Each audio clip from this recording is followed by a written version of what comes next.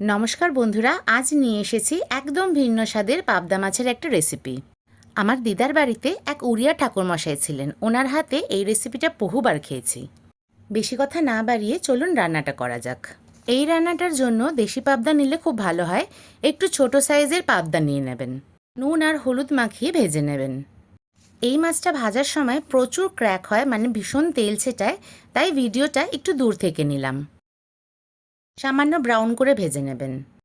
Same কড়াইতেই যে তেলটা বেঁচেছিল তার মধ্যে দিয়ে দিলাম জিরে আর তেজপাতা ফোড়ন। আপনারা ইচ্ছা করলে এখানে কালো জিরেও ইউজ করতে পারেন। আমি এখানে পুরো রান্নাটাই কিন্তু সর্ষের তেলে করছি। একটা বড় সাইজের টমেটো কুচিয়ে নিয়েছি, দিয়ে দিলাম নুন আর হলুদ।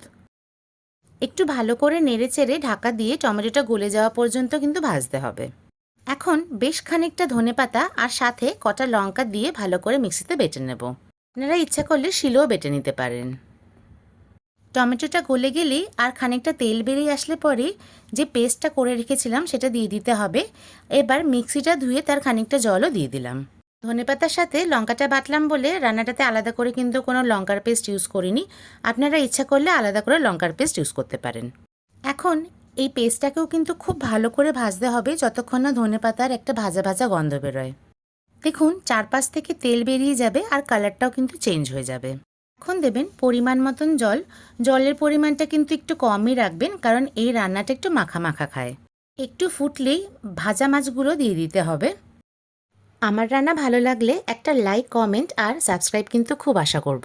এখন দিয়ে দিলাম কয়েকটা কাঁচা লঙ্কা ফাটিয়ে, এটাও কিন্তু সম্পূর্ণ অপশনাল। এখন নুনটা চেক করে নেবেন, দরকার পড়লে আবার দেবেন। এখন নুনটা চেক করা, কারণ মাছের সময়তেও আমরা নুন দিয়েছিলাম, তাই মাছটা দিয়ে সামান্য নুনটা চেক করে নেবেন।